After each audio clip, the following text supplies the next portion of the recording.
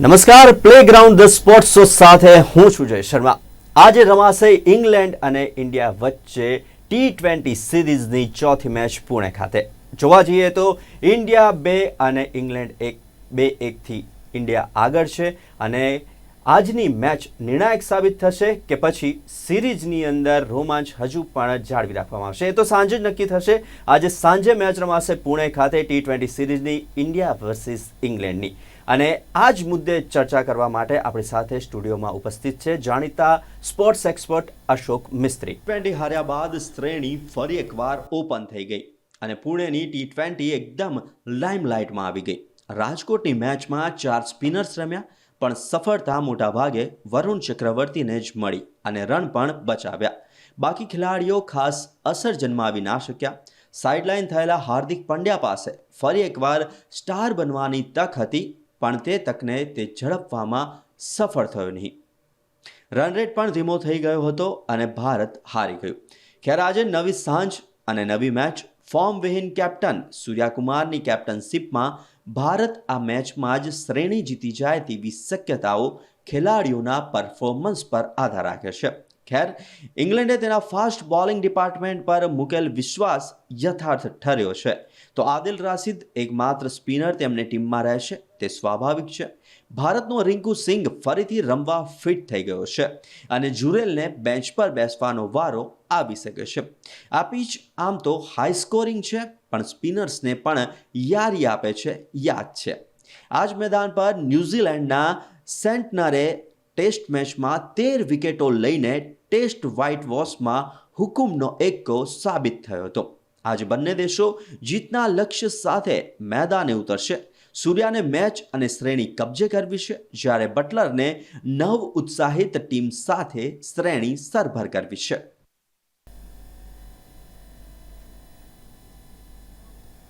તો અશોકભાઈ, હવે let's continue hour talk કે રોમાંચનો તકતો છેલ્લી મેચ સુધી કે આજે નિર્ણય આવી શકે છે શ્રેણીનો. રાજકોટમાં જ્યારે મેચ રમી ત્યારે ભારતને ઘણી બધી અપેક્ષાઓ હતી કે આ T20 મેચ ભારત જીતી જશે. રાજકોટ પર ભારતનું પ્રદર્શન પણ ભૂતકાળમાં સારું રહ્યું હતું, એટલે ત્યારે ઇંગ્લેન્ડના ઈરાદાઓ કંઈ અલગ હતા. એમને લાગ્યું કે આ શ્રેણીમાં જો કમબેક કરવું હોય તો આપણે રાજકોટની મેચ જીતવી પડે, અને એ પ્રમાણે શાનદાર પ્રદર્શન કરીને લોકો ફાઇટ બેક કરી અને મેચ જીતી ગયા. હવે જ્યારે એ મેચ જીતી જાય, રોમાંચનો તકતો પહેલાં રાજકોટ હતો. બધાને લાગ્યું કે રાજકોટમાં શ્રેણી જીતી જશે એટલે એ મહત્ત્વની મેચ બની રહેશે. હવે ત્યાંની મેચ ભારત હારી ગયું છે, એટલે 2-1થી બંને ટીમો સરખી થઈ ગઈ. એટલે બંને ટીમો 2-1થી અત્યારે આગળ પાછળ ચાલી રહી છે. નાવ પુણે, હવે જો આ મેચ ઇંગ્લેન્ડ જીતે છે તો શ્રેણી સરભર થાય છે, એટલે કે શ્રેણી 2-2થી બરાબરી પર થશે અને જે રોમાંચનો તકતો છે નેક્સ્ટ ડેસ્ટિનેશન ઉપર જશે. શા માટે આપણે એવી અપેક્ષા કરીએ કે ઇંગ્લેન્ડ ફાઇટ બેક કરશે? કારણ કે ઇંગ્લેન્ડે રાજકોટની મેચમાં ફાઇટ બેક કરીને પોતાને જોઈતો આત્મવિશ્વાસ મેળવી લીધો છે. Whether it is a batting, ડકેટની જે રીતે બેટિંગ થઈ એ જોરદાર થઈ અને જે રીતે બોલિંગ થઈ ત્યાંની એ પણ જોરદાર થઈ. એટલે ક્યાંક ઇંગ્લેન્ડની એવી સ્મેલ આવવા લાગી છે કે હા, ભારતને ભારતમાં હરાવી શકાય છે અને T20 શ્રેણીમાં પણ હરાવી શકાય છે. તો એ ક્યાંક કોન્ફિડન્સ લેવલથી આજે ઇંગ્લેન્ડ વળતો પ્રહાર કરશે અથવા તો વધુ એક મેચ જીતવા માટે મેદાને ઉતરશે. પહેલી વાત. બીજી વસ્તુ કે આની પહેલાં જ્યારે T20 મેચ ભારત અને ઇંગ્લેન્ડની રમી હતી, એમાં ઇંગ્લેન્ડની ટીમ જીતી હતી એ મેચને, એટલે એ પણ એક એની સાથે કોરિલેટ થઈ શકે. બીજી મહત્ત્વની વાત એ કે ભારતને શું જોઈએ છે? ભારતને નુકસાન છે જો આ મેચ વધુ એક ડેસ્ટિનેશન પર આગળ જાય તો. તમે શ્રેણી જેટલી ઝડપથી જીતો એટલી જ શ્રેણી તમે પોકેટ કરી શકો. જો આ શ્રેણી 2-2થી બરાબરી ઉપર થાય છે તો છેલ્લી મેચની ટક્કર એ જબરજસ્ત રહે અને એમાં બની શકે કે બીજી ટીમ અથવા પ્રતિસ્પર્ધી ટીમ આપણને મહાત આપી શકે. આજે સૂર્યકુમાર પાસે તક છે કે આજે શ્રેણીનો જીતી લે, જેથી કરીને 5મી મેચમાં એટલું કોઈ ટેન્શન રહે નહીં કે આપણે શ્રેણી જીતવાની બાકી છે. એટલે બંને ટીમો પાસે એક હેતુ છે, બંને ટીમો પાસે હેતુ છે. એકને શ્રેણી જીતવી છે, બીજાને શ્રેણી સરભર કરવી છે. બટલર જે રીતે રાજકોટની મેચમાં રમ્યા છે અથવા તો જે રીતે એની ટીમને લીડ કરી છે એ ક્યાંક ને ક્યાંક ભારત માટે ચિંતાનો વિષય તો જરૂર ઊભો કરે છે. પણ એની સાથે સાથે જે આપણા ફ્રન્ટ લાઇન બેટર્સ છે એ બેટર્સ ચાલતા નથી, એ પણ એટલું જ એક મહત્ત્વની બાબત કહી શકાય કે એમની જરૂર છે. આજે Suryakumar Yadav out of touch છે, બાકીના ખેલાડીઓ ગઈ મેચમાં રમી શક્યા નથી. તો I think everybody will have to put in one direction, અને if they can do it then only they can win this particular match. એટલે એક ટીમ એફર્ટ્સની જરૂર છે, જે ટીમ એફર્ટ્સ ભારતને શ્રેણી જીતાડી શકે. કારણ કે હવે એક જ વસ્તુ છે કે શ્રેણી જીતવી છે. તો હું માનું છું કે આ એક મહત્ત્વનું ટાર્ગેટ ભારત પાસે છે, જ્યારે ઇંગ્લેન્ડ પાસે ટાર્ગેટ છે આ શ્રેણીને સરભર કરવી. અશોકભાઈ, શ્રેણીને સરભર કરવી કે શ્રેણીની જીત હાંસલ થશે તે તો સાંજના સમય નક્કી થઈ જશે, પરંતુ ઇંગ્લેન્ડની ટીમ મોટા ભાગના પોતાની પેસ બેટર્સની તાકાતથી રાજકોટની જો વાત કરીએ તો રાજકોટની મેચ જીત્યા. સાથે જ્યારે ભારત 4 સ્પિનર્સથી પણ જીત હાંસલ ના કરી શક્યું, બોલિંગ ડિપાર્ટમેન્ટમાં કોઈ ફેરફારની શક્યતા લાગી રહી છે?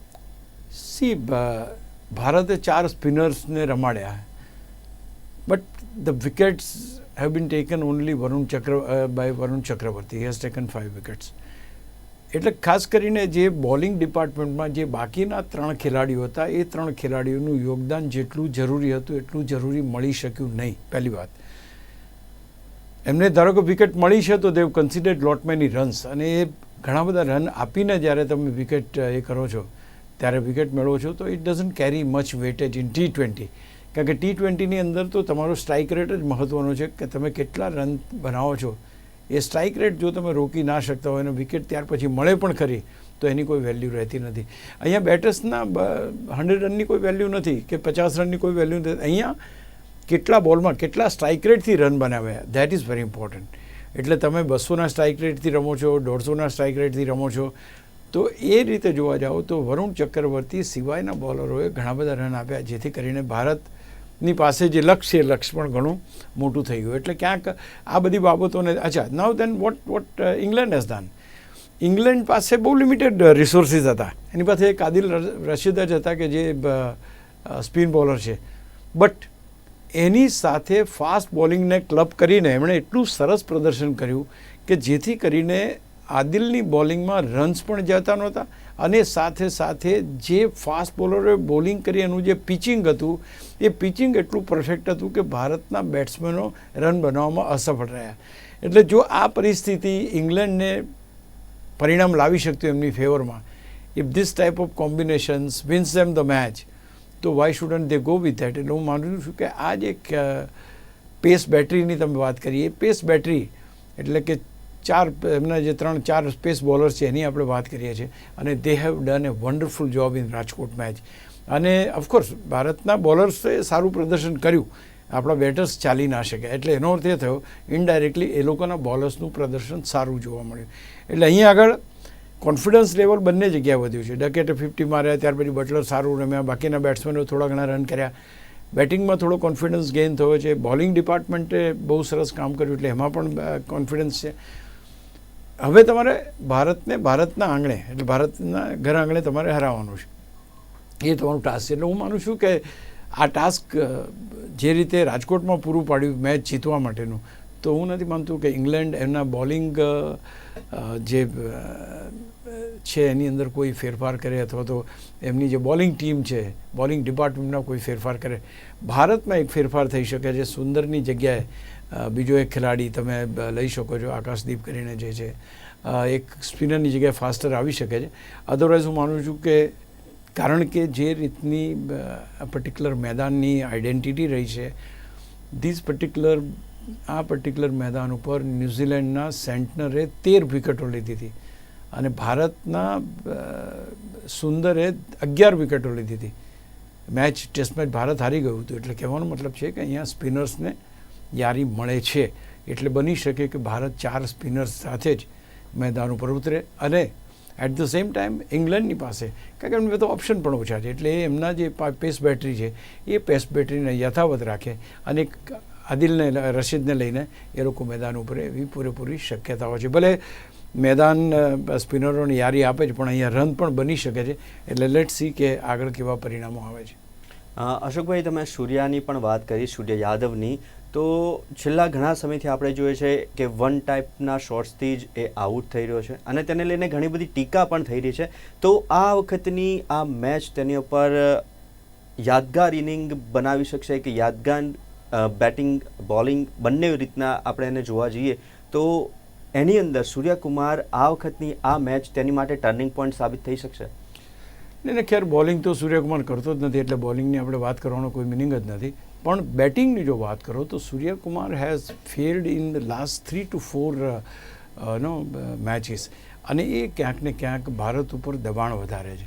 સેકન્ડલી એનો જે ઓન સાઇડમાં રમવાનો જે શોટ છે, પર્ટિક્યુલરલી ફાઇન લેગ ને લોંગ લેગની અંદર, એ ક્યાંક ને ક્યાંક એને બહુ તકલીફ આપે છે કે હુક કરવા જાય છે અથવા તો એ રમવા જાય છે સ્ક્વેર લેગની અંદર, અને અલ્ટિમેટલી હી ગેટ્સ આઉટ, અથવા તો ઘણી બધી એને તકલીફો ઊભી થાય છે. એટલે આ એક સિમિલર ટાઈપના શોટ રમવાની એની આદત છે. એ આદતને ક્યાંક હમણાં જ ટીકા કરવામાં આવી છે. માઇકલ વોને કહ્યું છે કે સિમિલર વે તમે આઉટ થતા હો તો there is no point in તમારી એવી જરૂરત નથી કે તમારે દરેક બોલે એક જ પ્રકારના શોટ મારવા જોઈએ. ખેર એ તો એની પર્સનલ એની ઉપર આધાર છે કઈ રીતે. બટ એક વસ્તુ ચોક્કસ છે કે જ્યારે તમારો કેપ્ટન પોતે when he doesn't lead from the front, એટલે કે એ પોતે સારા પ્રદર્શનથી સમગ્ર ટીમને સાથે લઈને ના ચાલે તો ટીમ ડઝન્ટ સપોર્ટ યુ. એટલે હું માનું છું કે આ એક બાબત બહુ મહત્ત્વની છે. એટલે સૌથી મહત્ત્વનું છે કે કેપ્ટન પોતે ફોર્મમાં આવે. Why we are talking about Suryakumar more, કારણ કે he played test matches, he couldn't excel. He came to one day, there also he didn't, he was not able to do much. હવે T20 એક એવું format છે કે જ્યાં એ ફોર્મેટમાં એનું પ્રદર્શન સારું છે, વોઝ નંબર 1 બેટ્સમેન. પણ અત્યારનું જે રિસન્ટ પાસ્ટમાં જે મેચો એ રમે છે એ મેચોમાં ક્યાંક એનું પ્રદર્શન એટલું સારું જોવા મળતું નથી. એ ક્યાંક ભારત માટે ચિંતાનો વિષય ચોક્કસ છે. એટલે કે અશોકભાઈ જે રીતના ડિસ્કશન કરીએ એ પ્રમાણે તો કે બોલર્સ માટે એક સોફ્ટ કોર્નર છે કે સૂર્યકુમારને કેવી રીતના આઉટ કરવો છે, કારણ કે એકના એક શોટ્સમાં ની અંદર સૂર્યકુમાર આઉટ થઈ રહ્યા છે. તો સામે જે બોલર્સ છે તેમની માટે બી એક પ્લસ પોઈન્ટ છે કે સૂર્યકુમાર આવી જ રીતના અનેકવાર આઉટ થાય છે. તો હવે હાર્દિકની વાત કરીએ. હાર્દિક, અક્ષર અને સુંદર આ ત્રણેય ઓલરાઉન્ડર્સના રોલ થોડોક એક્સપાન્ડ કરવો પડે તેમ લાગી રહ્યો છે કે સારી બોલિંગ સામે ડિફેન્સ એપ્રોચ કેટલો યોગ્ય? પર્ટિક્યુલરલી જ્યારે મેચમાં ઉતરો છો તો you have been given certain task. દરેક જગ્યાએ તમને એક કામ આપવામાં આવે છે. કામમાં તમે કેટલું સારું કામ કરો છો એ એક્સેલ થાય છે. તમે આજે ટીમમાં આવ્યા એ મહત્ત્વનું નથી, પણ તમે શું પરફોર્મ કરો છો એ મહત્ત્વનું છે. Just by being in the team that is not a proud moment for you. It is something કે તમે કેવી રીતના એનો લાભ ઉઠાવીને કઈ રીતના સારું પ્રદર્શન. Hardik Pandya has been a match winner always. Axar Patel has been a match winner. Washington Sundar has been a match winner. પણ તે છતાંય જે છેલ્લી રાજકોટની મેચમાં એમનું જે એટીટ્યૂડ હતો, પ્રદર્શન હતું, એ પ્રદર્શન ક્યાંક ને ક્યાંક એટેકિંગ જોવા ના મળ્યું, અને that has cause India A match. અને આ પ્રકારની સ્થિતિની અંદર એક વસ્તુ ચોક્કસ કહી શકાય કે આ ત્રણેયની જે ભૂમિકા છે એ મેચ વિનરની ભૂમિકા હોવી જરૂરી છે. કારણ કે મને યાદ છે મહેન્દ્રસિંહ ધોનીના નિવૃત્તિ પછી કોઈ મેચ ફિનિશર કોણ, તો એ મેચ ફિનિશર તરીકે લોકો હાર્દિક પંડ્યાનું નામ લેતા હતા કે તમારી પાસે મેચ ફિનિશર આવી ગયો. ત્યાર પછી તમારી પાસે બંટી સિંઘ આવ્યા, એ મેચ ફિનિશર તરીકે થયા. But unfortunate part of it કે નો બડી, કોઈ પણ એ મહેન્દ્રસિંહ ધોનીના પેંગડામાં પગ નાખી શકે એવી ઇનિંગ આપી શક્યા નથી. તો ઇટ ઇઝ વેરી મચ એવિડન્ટ કે અક્ષર પટેલ બિંગ એ વાઇસ કેપ્ટન, એની જવાબદારી બને છે કે કઈ રીતે રમે અને કઈ રીતે ટીમને જીતાડે. અને સૌથી મહત્ત્વની વાત છે કે મોટાભાગે તો ટોપ ઓર્ડર બેટ્સમેનો જ રન્સ બનાવે છે, પણ જ્યારે ટોપ ઓર્ડર બેટ્સમેન ના રન બનાવે તો somebody will have to take the lead, અને એ લીડ લઈને ટીમને જીતાડવાની જવાબદારી પણ આ ખેલાડીની બને છે. Because they are not a specialise bowlers, they are allrounders. ઓલરાઉન્ડર્સની ભૂમિકા એક એવી ભૂમિકા છે કે જે બેટર્સ પાસેથી લઈને મેચને જીતાડવા સુધીની ભૂમિકામાં એમને કામ કરવાનું હોય છે. એટલે they have to expand there limits. they have to go till the match ends, અને તમારે જે રિક્વાયર્ડ રન રેટ છે અથવા તો જે ટીમને રિક્વાયરમેન્ટ છે એ પ્રમાણે તમારે પ્રદર્શન કરવું જ રહ્યું. there is no other way. તમે એવું ના વિચારી શકો T20ની અંદર કે હું થોડીક વાર રમી લઉં પછી ત્યાર પછી હું મારા શોટ્સ રમીશ. That doesn't come. Whatever you get you have to go for the shots. એટલે હું માનું છું કે અને બધા ત્રણ ખેલાડીઓ ક્વાઇટ એક્સપિરિયન્સ છે. Why they were not been able to do it, maybe a good bowling from the English bowlers. But ક્યાંક ને ક્યાંક એક વસ્તુ ચોક્કસ કહી શકાય કે આ ત્રણ ખેલાડીઓએ જીત માટે પ્રયત્નો કરવા પડશે. કારણ કે ક્યારેક પણ ટોપ ઓર્ડર ફેલ જાય ત્યારે સેકન્ડ ઇન કમાન્ડ તરીકે લોઅર ઓર્ડર અને લોઅર મિડલ ઓર્ડર અને લોઅર મિડલ ઓર્ડર, આ બંને જણા બંને જે સેગમેન્ટ છે એ બહુ ઇમ્પોર્ટન્ટ છે. એટલે આ ઇમ્પોર્ટન્ટ સેગમેન્ટમાં આ બધા ખેલાડીઓનો સમાવેશ થાય છે. એટલે યસ, એમની ભૂમિકા એમને એક્સપાન્ડ કરવી પડશે, રન રેટ પણ જોવો પડશે, જરૂર હોય તો રન રેટ વધારવો પણ પડશે. They will have to play some attacking cricket અને ટીમને જીતાડવાનો પ્રયત્ન કરવો પડશે. હવે ઓપનિંગ બેટર્સની વાત કરીએ તો સેમસન અને અભિષેક ઓપનિંગ કેટલું મહત્વનું અને સાથે જ પાવર પ્લેમાં રન બનાવવા અને વિકેટ ના ગુમાવી કેટલું અઘરું, કેવી ક્ષમતા છે આ ઓપનર્સમાં? ક્ષમતા તો આપણે જોઈ, ભારત મેચો જીત્યું, 2 મેચોમાં ભારતનું પ્રદર્શન સારું રહ્યું. એટલે ત્યાર પછી ત્રીજી મેચમાં જે જોવા મળ્યું એ ક્યાંક ને ક્યાંક થોડુંક બેકફૂટ ઉપર ભારતને લઈ જાય છે કે ભાઈ short deliveries and perfect pitching એ પ્રકારની બોલિંગ થાય તો આ બેટર્સ એ એમને જે નોર્મલ એમની રેન્જમાં આવે જે બોલ એ બોલ ઉપર શોટ મારી શકે. અને જ્યારે આવા ડિફિકલ્ટ બોલ આવે તેની ઉપર રન ના બને અથવા વિકેટો પડી જાય, I think that is something to be revive.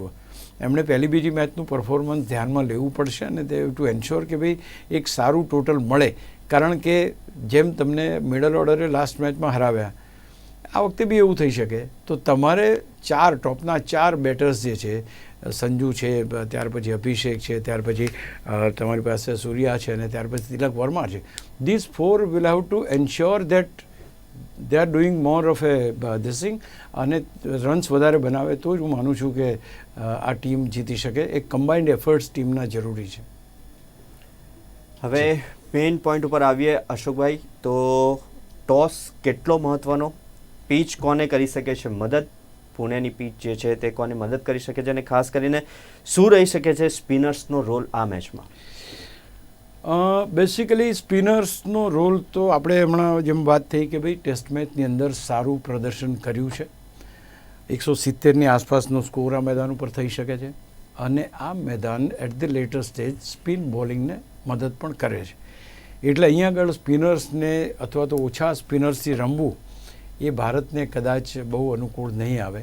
અને ટોસ મહત્ત્વનો એટલા માટે છે કે તમારે અહીંયા ટોસ જીતીને પહેલાં બેટિંગ કરવી અને બેટિંગ કરનાર ટીમ જીતે છે એવી શક્યતાઓ ભૂતકાળમાં જોવા મળી છે. એટલે અહીંયા આગળ પણ એ જ પેટર્ન પર હું માનું છું કે જે કોઈ કેપ્ટન ટોસ જીતશે એ ટોસ જીતીને પહેલાં બેટિંગનો નિર્ણય કરે એવી શક્યતાઓ છે. તમે ચેસ પણ કરી શકો છો, it's not something which you cannot do it. પણ હું માનું છું કે આ એક વસ્તુ મહત્ત્વની છે કે તમે કઈ રીતે આજનો સ્કોર કરો છો અને કઈ રીતે ટોસ મીન્સ જીત્યા પછી તમે જો પહેલાં બેટિંગ કરો છો તો તમે સારી રીતે મોટો સ્કોર મૂકી શકો છો કે કેમ. જો તમે પહેલી બેટિંગ કરીને સારો સ્કોર મૂકી શકો છો તો ઇંગ્લેન્ડની ટીમ પણ દબાણમાં આવી શકે. કારણ કે ભારત પાસે વરુણ ચક્રવર્તી જેવા બહુ શાનદાર સ્પિનર્સ છે, બીજા બી ઘણા બધા ખેલાડીઓ છે, સુંદર છે, તમારી પાસે અક્ષર છે, પણ તે છતાંય તમારી પાસે બિશ્નોઈ છે. પણ આ બધા ખેલાડીઓ કરતાં વરુણ ચક્રવર્તી કે જે આ પર્ટિક્યુલર સિરીઝમાં એ બહુ જબરજસ્ત પ્રદર્શન કરી રહ્યો છે એ મારા ખ્યાલથી ક્યાંક બહુ મહત્ત્વનું બની જાય છે. અને એની સાથે જ તમારે જો મેચ જીતવી હોય તો પણ એક મોટું ટોટલ જરૂરી છે. કારણ કે if you have a small total તો એનો ઇમ્પેક્ટ પડતો નથી કે ચાલો 125 રન જ કરવાના આપણે કરી નાખીશું. તમે સ્પિનર્સ પાસે સારી બોલિંગ કરાવો તે છતાંય પણ તમે જીત મેળવી શકતા નથી જો તમારી પાસે રન્સ ઓછા હોય તો. તમારી પાસે 150 પ્લસ અથવા 170ની આસપાસનો સ્કોર હોવો જરૂરી છે. એટલે this is very much important કે તમે કઈ રીતે આખી મેચને આગળ લઈ જાઓ છો. કારણ કે જો તમારી પાસે ઓછો સ્કોર હશે તો સામેની ટીમને કોન્ફિડન્સ આવી જશે કે ભાઈ વરુણ ચક્રવર્તીની 4 ઓવરો છે સાચવી લો, બાકીની 16 ઓવરો છે એમાં આટલા રન બની જશે. તો એ કોન્ફિડન્સ ક્યાંક પ્રતિસ્પર્ધી ટીમને ના આવે એ ખાસ જોવું આપણે રહેશે. એટલે આ એક મહત્ત્વની બાબત કહી શકાય. અશોકભાઈ, મહત્ત્વની બાબત તો રહેવાની છે આજની સાંજની મેચ, પણ પીચ કોને કરી શકે છે મદદ? કારણ કે આ આખા જે પુણેની મેચ રમાવા જઈ રહ્યા છે, આજે મેચ જે રમાવે એ બોલર્સ ઓરિએન્ટેડ રહે છે કે બેટર્સ ઓરિએન્ટેડ પીચ છે અને ત્યાં કેવા ટાઈપના સ્કોર્સ બની શકે છે? હું માનું છું કે જે પ્રકારની પુણેની પીચ છે, પુણે ઉપર રન્સ પણ બનશે. એટ ધ સેમ ટાઈમ સ્પિનર્સે ટેસ્ટ મેચમાં બહુ સારું પ્રદર્શન કર્યું છે. એઝ વી હેવ ડિસ્કસ કે સેન્ટનરે અહીંયા 13 વિકેટો લીધી હતી, સુંદરે અહીંયા 10 વિકેટો લીધી હતી. All this has been done. પણ એ હું માનું છું ત્યાં સુધી એ ટેસ્ટ મેચ માટેની વાત છે. T20 is a smaller format. T20ની અંદર તમારી બોલિંગનું પિચિંગ ક્યાં થાય છે એના ઉપર જ આખી મેચ નિર્ભર કરતી હોય છે. એટલે હું માનું છું કે બહુ વિશિયસ ટર્ન આપણને જોવા ના મળે. એટલે અહીં આગળ બેટિંગ ઓરિએન્ટેડ વિકેટ મારી દ્રષ્ટિએ વધારે લાગે છે. જેમ પહેલી બેટિંગ કરનાર ટીમને એડવાન્ટેજ છે, હું માનું છું કે પહેલી બેટિંગ કરીને એક મોટો સ્કોર મૂકી શકાય, તો સ્પિનર્સનો જે એ છે એ આપણે ક્યાંક ને ક્યાંક એલિમિનેટ કરી શકીએ છીએ.